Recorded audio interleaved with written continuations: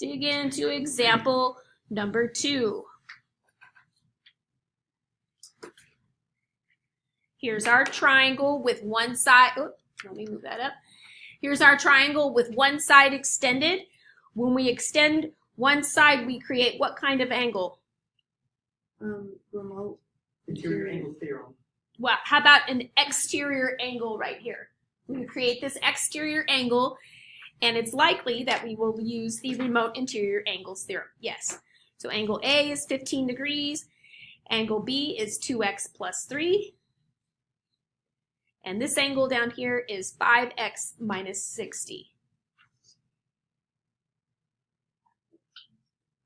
Okay, so we've got this exterior angle right here, and we've got the two angles that are far away, and they're interior. That's called the remote, remote interior angles theorem, which says that exterior angle, which is labeled 5x minus 60, is equal to the sum of those two. So 2x plus 3 plus the 15. And now we've got this algebraic equation, okay? So you want to pretend like you're back in Algebra 1. You want to solve for your variable x. So we're going to start by subtracting 2x from both sides. We're also going to add 60 in the same step. Cross off your opposites. These are opposites. These are opposites. And then you're going to combine what's left. So you've got 5x minus 2x, which is 3x. And then on the right, you've got a 3, you've got a 15, and a 60. So add all those up. I got 78. But you can do it on your calculator, okay? Then we're going to divide both sides by 3. And we get x equals 26.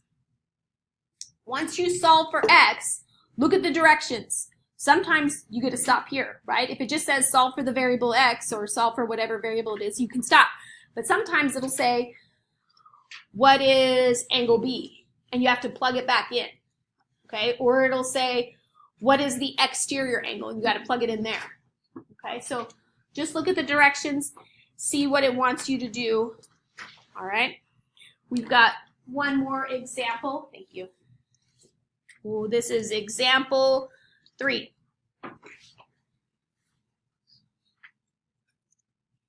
And of course, we're going to be drawing another 2 more triangles. Bless you. Okay.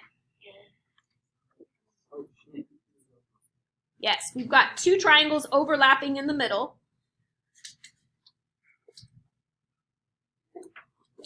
So if you pull them apart, you have 2 separate triangles. They're crossing over in the middle, creating that smaller triangle. And we're going to make some marks. So this one and this one are congruent. And F and I, oh, that's an I, not a T. F and I are congruent. Angle K is 4y. And angle J is 6y minus 40.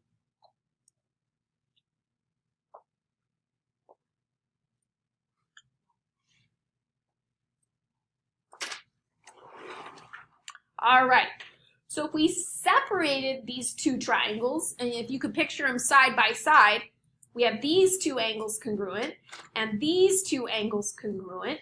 Which theorem do you think we're going to use?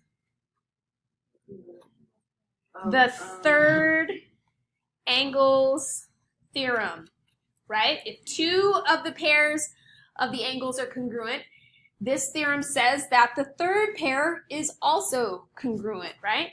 So we can say that our 6y minus 40 is equal to the 4y. Okay?